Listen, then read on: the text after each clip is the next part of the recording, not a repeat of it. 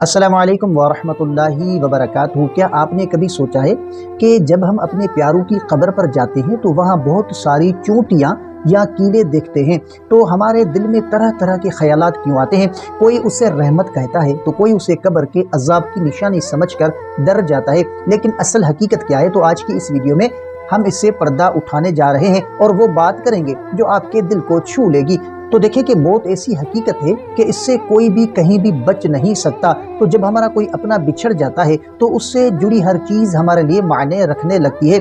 कब्र पर रेंगती हुई एक नन्ही सी चूंटी भी सोचने पर मजबूर कर देती है कि अंदर जाने वाला किस हाल में होगा। हम इंसान भी कितने अजीब हैं ना, जिंदगी भर जिस इंसान की गलतियों को नज़रअंदाज करते रहे, मरने के बाद उसकी कब्र की मिट्टी में निशानियां ढूंढते रहते हैं।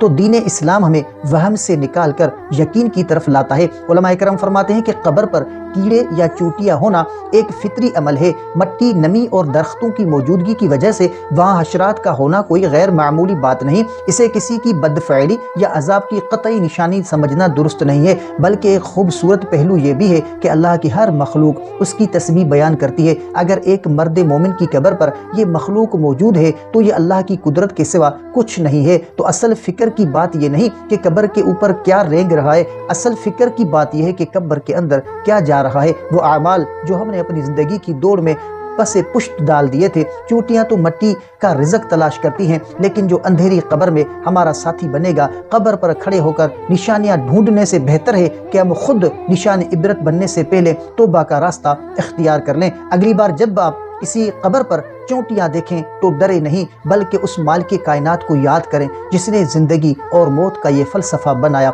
मरने वाले के लिए दुआए मग़फ़िरत करें, क्योंकि उन्हें हमारी निशानियों की नहीं, हमारी दुआओं की ज़रूरत है। अगर आज की ये वीडियो आपके दिल तक पहुंची हो तो इसे दूसरों के साथ ज़रूर शेयर करें, और अगर चैनल पर नए हैं तो सब्सक्राइब ज़रूर करें। अगर आपका कोई ऐसा सवाल है जिसका आप जवाब जानना चाहते हैं, या आपने कोई ऐसा ख्वाब देखा है जिसकी आप तबीर जानना चाहते हैं, तो कमेंट कर सकते हैं। तो इंशाअल्लाह आपको आपके सवाल का जवाब और आपके ख्वाब की तबीर इस्लामी तालीमात के मुताबिक आपको फरहम की जाएगी। तो मिलते हैं अगली वीडियो में, तब तक के लिए अपना बहुत सारा ख्याल रखें और हमें अपनी दुआओं में याद रखें। अस्सलामु अलैकुम वरहमतुल्लाहि वबरकातुहू।